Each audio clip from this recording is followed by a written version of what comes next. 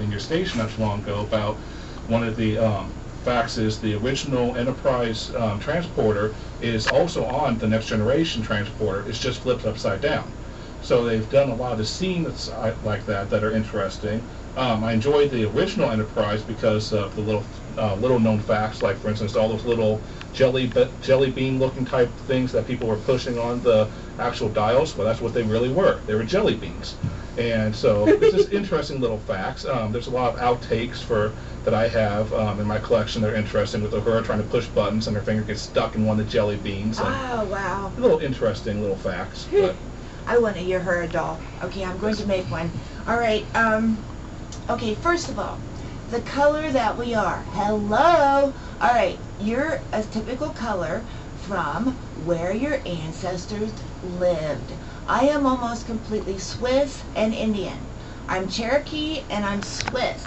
I am from Switzerland on my dad's side. My grandparents are from there. Now, Switzerland is known to be cold. You've heard of the Swiss Alps. All right. Now, what if I were from Africa? All right. What if well, that's hot. All right. It's just from where you were. And there's a lot of, I mean, how in the world are you going to get over that, everybody? All right. If you're from a hot area, you might be tan. If you're from a cold area, you might not be tan. Who cares? And besides, tan lasts longer. All right. Oh, what was the other thing I was going to say?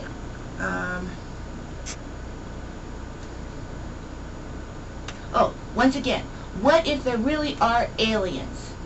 All right.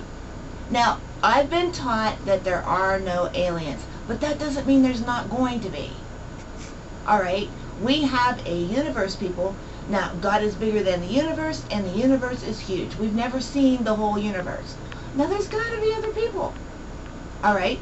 But I have been taught that not yet. But I'm beginning to disagree with what I've been taught. I mean, it is so available that someday you're going to have to know your languages as you go. Either that, or if you think everyone's going to speak English, oh well. Now, English is supposed to be the language of our country. All right? Well, okay, everyone learn English. You're in America. You know, united we stand. Okay. Okay.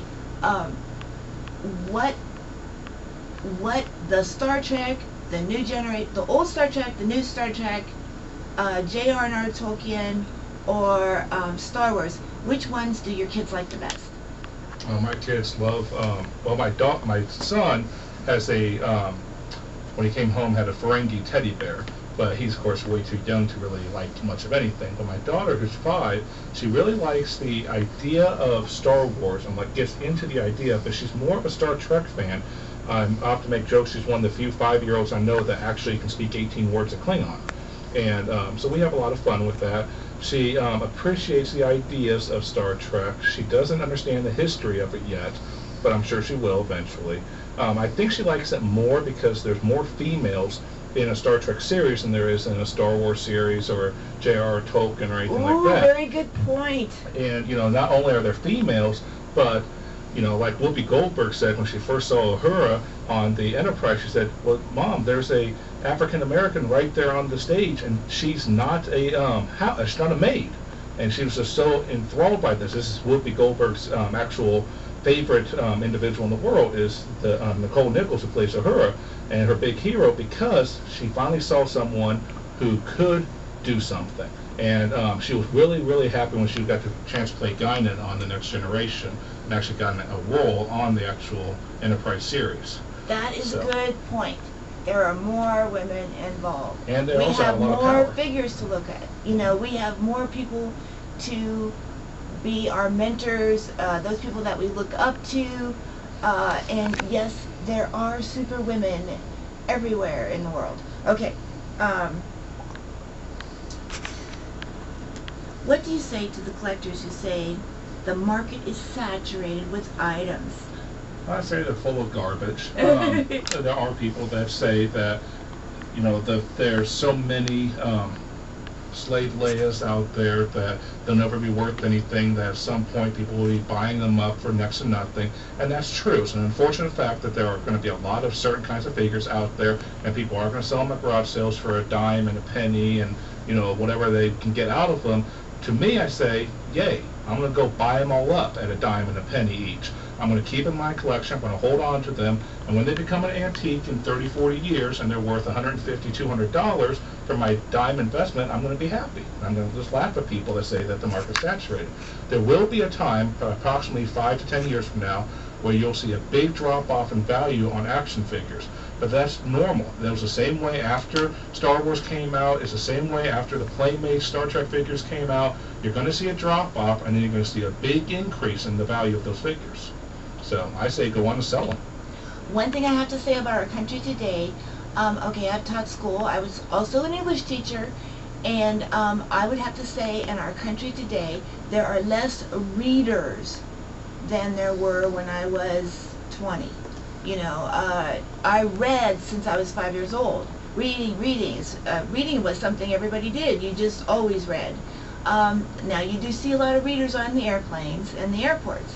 All right, and my friend Jan, she reads on her computer, and she has a joke area that she reads jokes, and they are hilarious. All right, and I know that J.R.R. Tolkien, Lord of the Rings, has a lot to approach, especially when you're reading The Hobbit, because the whole thing is so new, and it is complex. We need to read. So here I am telling you my opinion, but actually after 26 years, don't you think it's the right opinion on these areas? I mean, I've met over 3,500 kids, and they're all good readers, and they're all good in spelling. They really don't need to spell check that much, and they check in with me every once in a while, so I know what I'm talking about. All right, now, in culmination, what is the best theme? I like The Trouble with Tribbles, and there was that one where the planet was overpopulated and all that. What is your best theme? I think the episode where it's not called the Doomsday Machine, that's a different one. It's one I on the top of my head I can't think of what it's called, but I'd like to talk about is the one where the two planets are attacking each other. And they've been attacking each other for so long that they've started doing all of the attacks via computer.